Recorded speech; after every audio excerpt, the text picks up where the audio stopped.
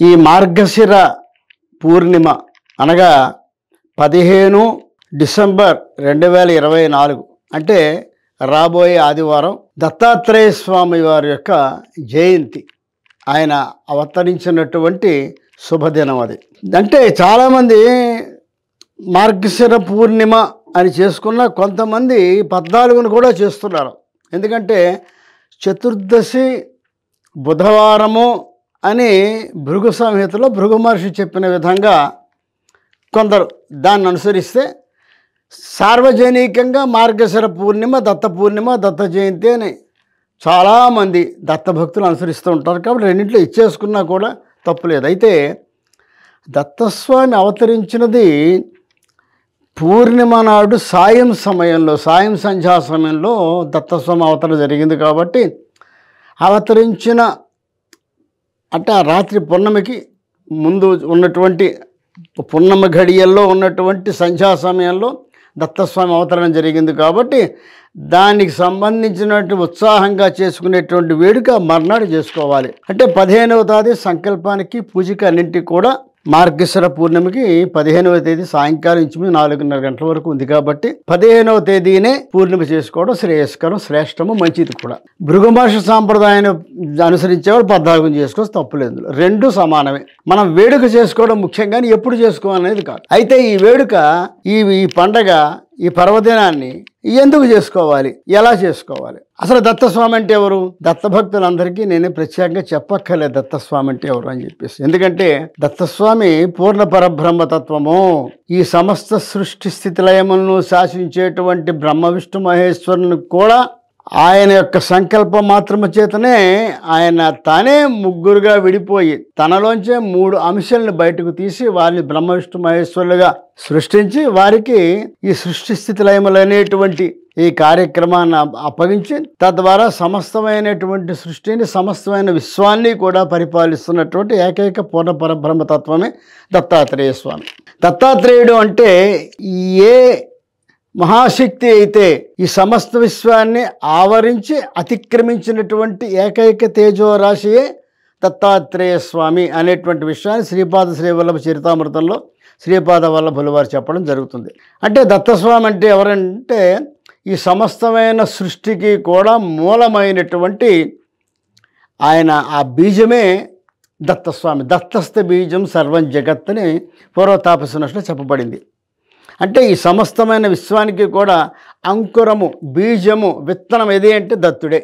అందులోనూ దత్తస్వామి గురుస్వరూపం కూడా. ఆయన గురువు దత్తుడు కాబట్టి గురుదేవ దత్తుడు అయ్యాడు. ఆయన గురుదేవ దత్తుడు.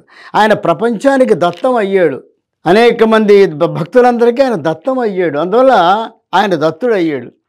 అత్రి మహర్షి అనసూయ దంపతుల యొక్క అపూర్వమైనటువంటి తపఫలం వల్ల అత్రి మహర్షి రాబోయే యుగాల్లో ధర్మము లుప్తమవుతున్నప్పుడు ధర్మాన్ని నిలబెట్టడానికి కావలసినటువంటి గురువాక్యమే అవసరమని చెప్పి భావించి ఒక గురుస్వరూపము కావాలి అనేటువంటి విషయాన్ని ఆయన గ్రహించి ఇది ఎప్పుడు ఎన్నో కోట్లాది సంవత్సరాల క్రితమే, సుమారు 200 కోట్ల సంవత్సరాల క్రితం అత్రి మహర్షికి సంకల్పం వచ్చింది.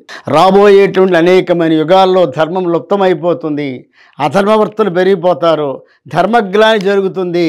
అటువంటప్పుడు ఈ మార్గము నుంచి బయట పడవేసి సన్మార్గమును నడిపించాలి అంటే కేవలం గురువు వల్లే సాధ్యం అవుతుంది. కాబట్టి గురుస్వరూపంగా అవతరించవలసిన అవసరాన్ని గుర్తించి ఆయన పరతత్వం కోసం తపస్సు చేసి తద్వారా సాధించుకుని ఆ పూర్ణ పరబ్రహ్మతత్వాన్ని తన కుమారుడుగా, తనకి దత్తుడుగా చేసుకోవడం జరిగింది. అందువల్ల ఆయన అత్రి మహర్షికి దత్తుడు అయ్యాడు కాబట్టి దత్తాత్రేయుడు అయ్యాడు. అత్రి మహర్షికి దత్తుడు దత్తాత్రేయ. ఆయన చేసినట్టు అపారమైనటువంటి తపస్సుకు మెచ్చి మార్గశిర శుద్ధ సప్తమి నాడు పరబ్రహ్మతత్వం యొక్క తేజస్సు అత్రి మహర్షిలో ప్రవేశించి అక్కడి నుండి అనసూయామాత యొక్క గర్భములో ప్రవేశపెట్టబడి సప్తమి, అష్టమి, నవమి, దశమి, ఏకాదశి, ద్వాదశి, త్రయోదశి, చతుర్దశి, పూర్ణిమ ఈ 9 రోజులని కూడా 9 నెలలుగా భావన చేసి ఒకానొక మార్గశిర శుద్ధ పూర్ణిమ నాడు సాయం సంధ్యా సమయంలో ఈ సమస్త సృష్టిని శాసించేటువంటి పూర్ణ పరబ్రహ్మతత్వమైనటువంటి ఏకైక తేజోరాశి అయినటువంటి దత్తాత్రేయ స్వామి లీలాబాలుడుగా అవతరించినటువంటి రోజు. అంటే నిరాకారమైనటువంటి గురుబ్రహ్మము సాకారమైనటువంటి గురుబ్రహ్మముగా, అంటే నిరాకారమైనటువంటి పరబ్రహ్మము సాకార గురుబ్రహ్మముగా అవతరించినటువంటి రోజు ఈ దత్త పూర్ణిమ. గురువు భగవంతుడి కంటే కూడా గురువు అధికమైనటువంటి నగురోరధికం శివశాసనత సాక్షాత్ పరమేశ్వరుడు చెప్తాడు ఈ మాట గురుగీతలో. గురువుని మించినటువంటి వాడు ఇంకెవరూ లేరు. దైవం కూడా గురువు కంటే గొప్పే. గురువు శివుడు ఇద్దరు ఒకేసారి ప్రత్యక్షం అయితే గురువుకే ముందు నమస్కారం చేయమని పరమశివుడు స్పష్టంగా చెప్పడం జరిగింది. అందులో గురువు ఎప్పుడూ అధికుడే. అందువల్ల అటువంటి గురుస్వరూపమైనటువంటి దత్తస్వామిని మనం పూజించి ఆయన యొక్క జన్మ అవతరణ దినోత్సవాన్ని మనం ఆ రోజు చక్కగా వేడుక చేసుకుని ఒక పర్వదినాన్ని, అంటే ఆ రోజు ఉదయాన్నే చక్కగా హాయిగా శుచిగా స్నానం చేసి చక్కటి శుభ్రమైన వస్త్రాలు ధరించి పూజ గదిని శుభ్రం చేసుకొని అక్కడ దత్తస్వామి ప్రతిమనో లేక దత్తస్వామి యొక్క పటాన్నో అన్నీ ఏర్పాటు చేసుకొని దత్తస్వామికి ఆ షోడశోపచారములతో అదేవిధంగా పంచామృతంతో అభిషేకము, వీలైతే చేతనైతే రుద్రానువాకంతో, పురుష సూక్తంతో, శ్రీ సూక్తంతో, దుర్గా సూక్తంతో చక్కగా అభిషేకాలు చేసుకొని తర్వాత అష్టోత్తర శతనామాలు కానీ సహస్రనామం కానీ మీకు ఏది వీలైతే అది మీ అవకాశాన్ని బట్టి, అవసరాన్ని బట్టి, ఉన్నటువంటి కాలాన్ని బట్టి, సమయానుకూలతను బట్టి చక్కగా ఆ పూజ పూర్తి చేసుకొని దానికి సంబంధించినటువంటి ఏదైనా పిండి వంటలతో, ముఖ్యంగా క్షీరాన్నం అంటే గోక్షీరము, స్వచ్ఛమైనటువంటి చక్కటి దేశవాళీ ఆవు తాలూకా పాలు, కొద్దిగా బియ్యం వేసి ఉడికించి అందులో ఇంత బెల్లం వేసి బాగా ఉడకనిచ్చిన తర్వాత చక్కటి పరవాన్నం తయారవుతుంది. ఆ గోక్షీరాన్ని మామూలుగా మనం నిత్యము ఉండేటువంటి అన్నము, కూర, పప్పు వీటన్నిటితో పాటు మహానివేదన కనుక చేసినట్లయితే దత్తుడు సంతోషిస్తాడు. ఆ రోజు అయినా 10 మందికి భోజనం పెడితే సంతోషిస్తాడు. లేదా మీకు వీలు కాకపోతే కనీసం అక్కడ ఉన్న జీవాల కన్నా ఇంత అన్నం పెడితే సంతోషిస్తాడు దత్తుడు. ఆ విధంగా మనం ఇప్పుడు నేనొక్కడనే భోజనం చేస్తే నా కడుపు నిండుతుంది, నాతో పాటు 10 మందికి భోజనం పెడితే అందరూ సంతోషిస్తే మనకు సంతృప్తి మిగులుతుంది. ఇది దత్తుని యొక్క ఆయన మనస్సు, అటువంటి దత్తస్వామి మనస్సు. 10 మందిని కూడా మనం జాగ్రత్తగా వాళ్ళ యొక్క బాధ్యత కూడా తీసుకోవాలి, వాళ్ళకు కూడా ఆకలి లేకుండా చేయాలి. అందువల్ల మనం తినడం కాదు, మనతో పాటు కనీసం మన చుట్టూ ఉన్న జీవాల కన్నా ఆ రోజు ఇంత అన్నం పెట్టినట్లయితే దత్తుడు చాలా సంతోషిస్తాడు. ఎందుకంటే దత్తుడి దగ్గర 4 కుక్కలు ఉంటాయి. అది వేద పురుషులు. కుక్కలని మామూలు కుక్కలు కావు, మరి శునక రూపంలో ఉన్నాయి కాబట్టి మనం ఉండే వీధి శునకాలు కూడా పూజనీయమే. ఆ రోజు వాటికి దండం పెడితే సంతోషిస్తాయి. అదేవిధంగా దత్త పూర్ణిమ నాడు గురు చరిత్ర కానీ, శ్రీపాదవల్లభ చరిత్ర కానీ, దత్త పురాణం కానీ, దత్త చరిత్ర కానీ చక్కగా కూర్చుని పారాయణ చేసుకుంటే, కనీసం కొన్ని అధ్యాయాలను చదువుకుంటే, అదేవిధంగా దత్తనామం కానీ లేదా దిగంబర మూలమంత్రం, దిగంబర శ్రీవల్లభ దిగంబర అనే దిగంబర మంత్రం కానీ వీలైనంత వరకు చక్కగా ఆ జపం చేసుకుంటే అన్ని విధాలా కూడా దత్తస్వామి యొక్క అనుగ్రహం చాలా బాగా జరుగుతుంది. దత్తస్వామి అనుగ్రహం దొరకడం చాలా కష్టం, కానీ దొరికితే మాత్రం ఇంక దత్తుడు వదలడు. అసలు దత్త అనేటువంటి మాట అనాలంటే శ్రీపాదవల్లభ లీలామృతంలో శ్రీపాదవల్లభులు చెప్పినట్లుగా నీ అనేక జన్మలుగా సంచితమైనటువంటి ప్రారంధ కర్మలైనటువంటి పాపరాశి తరిగిపోయి నీలో ఉండేటువంటి పుణ్యకర్మలు ఉద్దీపన జరిగినప్పుడు మాత్రమే దత్త అని అనాలనిపిస్తుందట. అంటే దత్తుడి గురించి తెలుసుకోవాలనిపిస్తుంది. అంటే దత్తస్వామి గురించి మనం మాట్లాడుకోవాలి అంటే, దత్తనామాన్ని ఉచ్చరించాలి అంటే, దత్త అనాలి అంటే నీకు యోగం ఉండాలి, ప్రాప్తం ఉండాలి, అదృష్టం ఉండాలి, దత్తస్వామి యొక్క కృపని మీద ప్రసరించాలి, నీ పాపకర్మలన్నీ క్షయమైపోతూ ఉండాలి, పుణ్యకర్మలు ఉద్ధరించబడుతూ ఉండాలి. అప్పుడు మాత్రమే దత్తుడి గురించి తెలుసుకోవాలంటే ఆసక్తి నీకు కలుగుతుంది.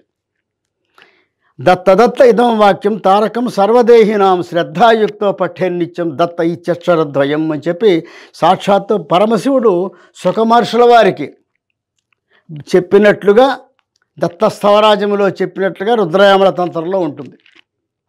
అంటే దత్త అనేటి రెండు అక్షరాలు ఎంత గొప్ప అంటేట దత్త ఇదం వాక్యం తారకం సర్వదేహినాం అన్నాడు. అన్ని దేహులకు అన్ని జీవులకు కూడా అన్ని జీవులు మానవులే కాదు ఎవరైనా సరే ఏ జీవైనా సరే దాని పూర్వజన్మ స్మృతి అది కూడా దత్త అనుకుంటుంది.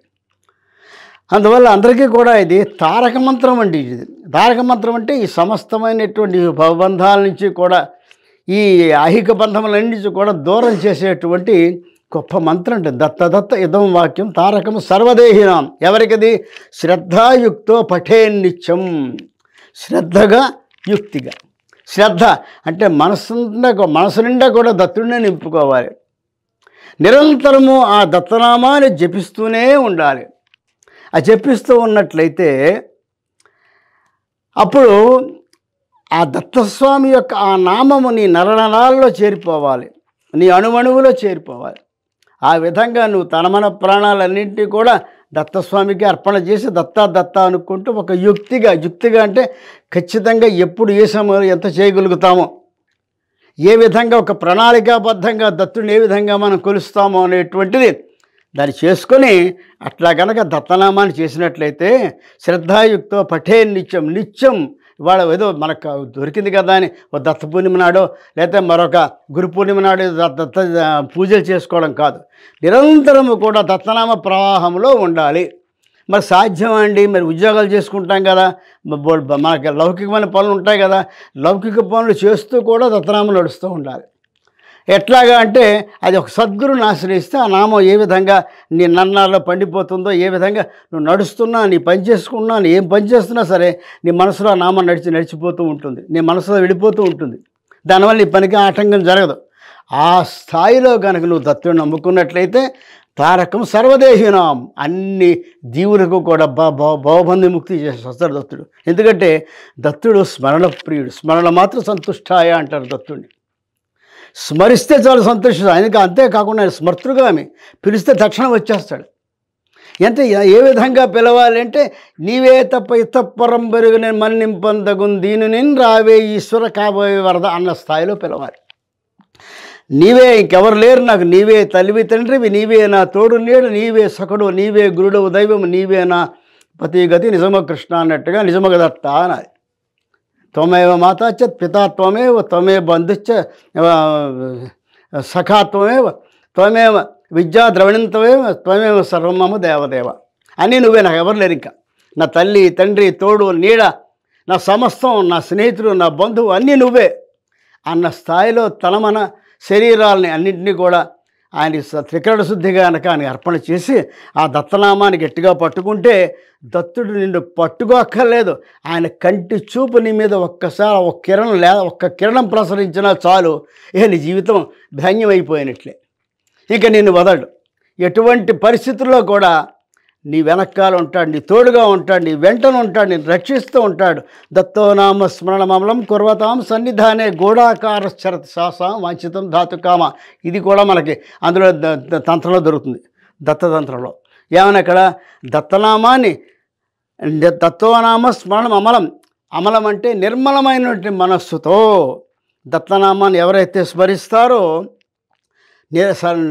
దత్తోనామ స్మరణం కుర్వతాం సన్నిధానే అంటే సన్నిధానంలో దత్తుడి సన్నిధిలో. అంటే దత్తుడి సన్నిధి నా పట్టం పెట్టి కూడా కూర్చొని చేయమని కాదు అక్కడ. నీ సన్నిధి అంటే నీ మనస్సే, నీ మనస్సులో ఉన్నటువంటి పరమాత్మే దత్తుడు. అంటే నీ మనస్సులో తొంగి చూసుకొని నీ మనస్సులో ఉన్న దైవాన్ని నమ్ముకొని నిరంతరము దత్తనామాన్ని నిర్మలమైన మనస్సుతో, అంటే ఏ విధమైన కామ్యములు ఏ విధమైన కోరికలు లేకుండా నిర్మలముగా ఉంచుకొని నువ్వు కనుక దత్తనామాన్ని స్మరిస్తే గూఢాకార శరతి, నీ వెనక్కాలే, నీ ఛాయారూపంలో నీ వెనక్కాలే ఉండి సహసాం నీ వెనక్కాలే ఉండి వాంఛితం ధాతుకామ నువ్వు అడిగినవన్నీ ఇచ్చేస్తానని చెప్తున్నాడు, నేను ఎప్పుడు రక్షిస్తానని చెప్తున్నాడు దత్తుడు. అంతటి అద్భుతమైనటువంటి దత్తస్వామి యొక్క జన్మదినం అంటే అవతరణ దినోత్సవం, దత్తావతారం నరుడిగా ఆయన జన్మించినటువంటి అవతరించినటువంటి మహోన్నతమైన రోజు దత్త పూర్ణిమ. అటువంటి అద్భుతమైనటువంటి మూర్తి ఆయన. ఆయన గురుస్వరూపము, దేవస్వరూపము. మోక్షకారకుడు ఎవరు అంటే దత్తుడే మోక్షం ఇచ్చేది. దత్తాత్రేయో హరి సాక్షాత్ భుక్తి ముక్తి ప్రదాయక అన్నాడు. మానవ జీవితంలో మనం కోరుకునేది ఏమిటి? చిట్ట చివరిగా ఎంతకాలం ఈ పునరపి జననం, పునరపి మరణం, పునరపి జననే జఠరే శయనం, ఎంతకాలం ఈ కొన్ని లక్షల జన్మలు ఎత్తాం, ఇంకెన్ని లక్షల జన్మలు ఎత్తామో తెలియదు మనకి. ఎంతకాలం పుడుతూ చస్తూ ఉంటాము. దీనికి ఒక అంతం ఉండాలి కదా. అంతం ఉండాలి అంటే అది ఇవ్వగలిగే శక్తి కేవలం గురువుకే ఉంది, దత్తుడికే ఉంది. దత్తాత్రేయో హరి సాక్షాత్ భుక్తిముక్తి ప్రదాయక. ఇది వజ్రకవచ స్తోత్రంలో వస్తుంది మనకి ఈ మాట. అంటే పరమేశ్వరుడు పార్వతికి చెప్తాడు ఈ మాట. అంటే దత్తస్వామిని గనక మనం గట్టిగా పట్టుకుంటే మన భుక్తిని ఇస్తాడు. అంటే ఈ జీవనం సాగించడానికి కావలసిన అన్ని ఏర్పాట్లు చేస్తాడు. నువ్వు కోరుకుంటే ముక్తిని కూడా ప్రసాదిస్తాడు. అటువంటి మోక్షదాయకుడైనటువంటి, భుక్తి ఇచ్చేటువంటి, సృష్టి స్థితిలయములో స్థితికారకుడైనటువంటి, సృష్టి స్థితి లయాలు మూడింటిని కూడా శాసించేటువంటి పూర్ణ పరబ్రహ్మతత్వమైనటువంటి దత్తస్వామి జన్మించినటువంటి, అవతరించినటువంటి అపురూపమైన పుణ్యదినం మనకి దత్త పూర్ణిమ. అంతేకాకుండా ఆ రోజున మనకి ఈ అంతరిక్షంలో ఉన్నటువంటి ఖగోళ శాస్త్రం ప్రకారము దత్తబిందువు ఎక్కడైతే ఉందో, అంటే రుద్రస్థానమైనటువంటి నక్షత్రము, అలాగే మహావిష్ణువు ఉండేటువంటి విష్ణుస్థానమైనటువంటి గెలాక్సీలో ఉండేటువంటి పాలపుంత, ఇవన్నీ కూడా ఎక్కడైతే మనకి భూమికి సమాంతరంగా వస్తాయో అక్కడ దత్తశక్తి ప్రసరిస్తుంది. గురు పూర్ణిమ నాడు వచ్చి ఖగోళ శాస్త్రంలో కూడా చెప్పబడింది. కాబట్టి ఎవరైతే దత్త పూర్ణిమ నాడు దత్తస్వామిని గురించి పూజిస్తూ, ఆచరిస్తూ, సేవిస్తూ, స్మరిస్తూ ఉంటారో వాళ్ళ మీద దత్తస్వామి యొక్క కృప అపారంగా వర్షిస్తుంది. కాబట్టి భక్తులందరూ కూడా, దత్తభక్తులందరూ కూడా ఈ విషయాన్ని గ్రహించి మనసులో పెట్టుకొని మీరు 14 చేస్తారా, 15 చేస్తారా, ఏదైనా ఒకటే. దీని భృగు మహర్షి చాలా గొప్పవాడు, మహానుభావుడు, సామాన్యుడుగా భృగు మహర్షి అంటే ఆయన ఏం చెప్పారంటే బుధవారం నాడు, చతుర్దశి నాడు, మార్గ చతుర్దశి నాడు దత్తస్వామి జననము అని చెప్పారు ఆయన. కాబట్టి మనం పాటించాలి. కానీ సార్వజనికంగా పూర్ణిమ అని చెప్పబడుతోంది కాబట్టి పున్నమ నాడు చేసుకున్న తప్పు లేదు, చతుర్దశి చేసుకున్న తప్పు లేదు. 14 కానీ 15 కానీ ఎలాగైనా సరే ఆ రోజున దత్తస్వామిని స్మరించండి, పూజించండి, తరించండి. తద్వారా దత్తస్వామి యొక్క సంపూర్ణమైన కృపని మీరందరూ పొందాలని చెప్పి ఆశిస్తూ స్వస్తి.